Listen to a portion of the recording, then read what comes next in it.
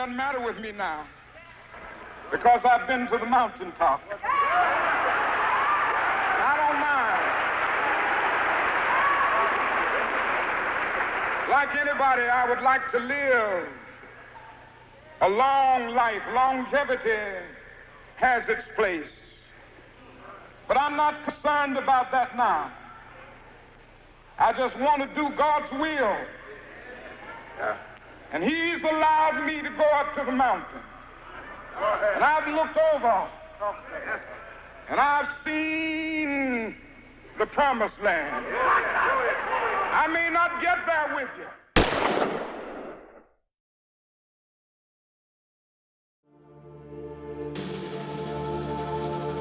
April 5th, 1968. The body of Dr. Martin Luther King, Jr. begins its journey home to Atlanta.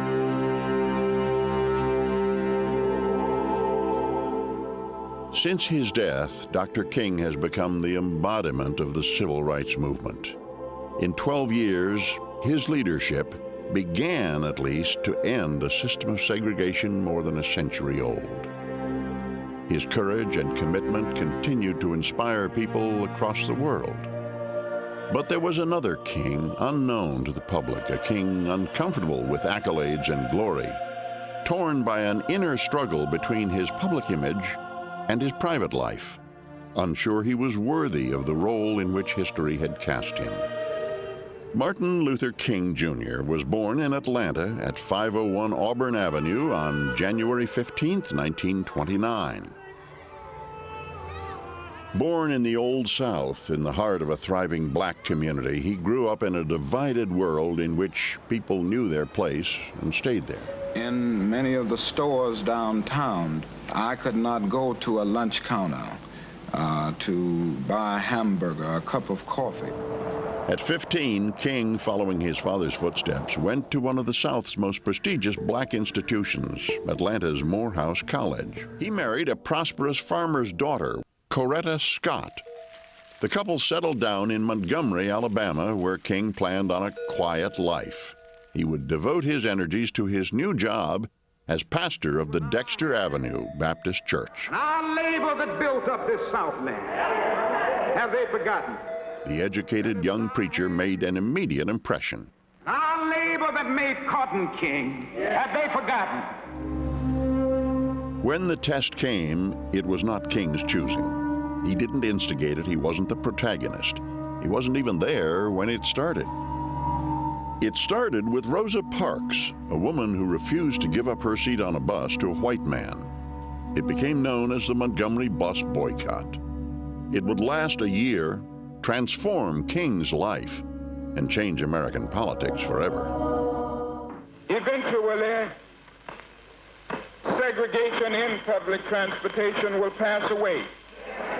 Eventually. He preached a doctrine unfamiliar to this small southern town, a doctrine of nonviolent protest, taking the Christian principle of turning the other cheek out of the pulpit and onto the street. He delivered it with all the passion and fervor he brought to his sermons. King could also turn his ideals into action. We still advocate nonviolence, passive resistance, and still determined to use the weapon of love. Nonviolence was King's excellent way.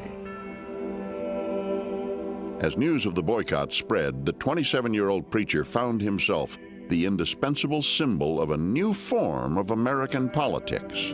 On a gray December morning in 1956, King boarded the first of Montgomery's newly integrated buses and sat where he wanted.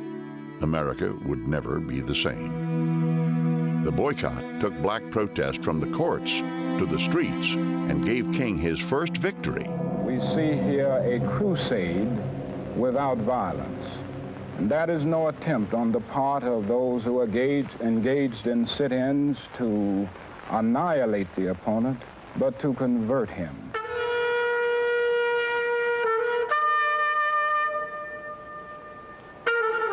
Birmingham was a bastion of Southern segregation.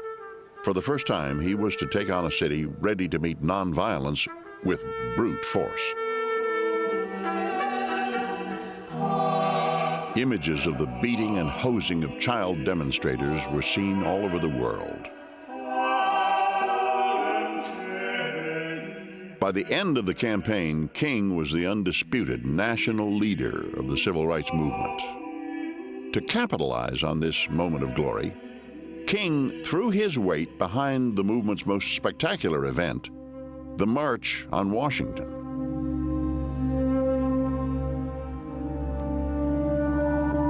The march attracted over 250,000 people from across America. It would be the first time a civil protest would be aired live on national television.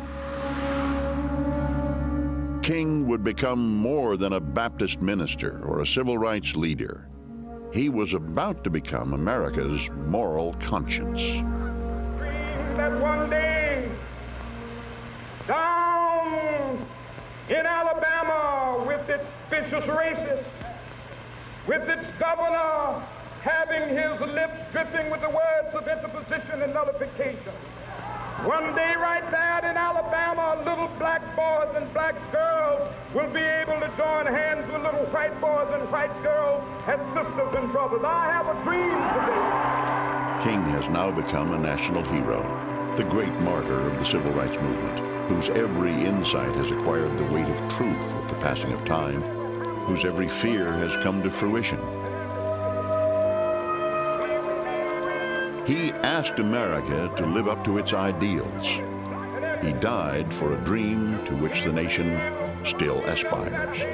We'll be able to join hands and sing in the words of the old Negro spiritual. Free at last, free at last, thank God Almighty, we are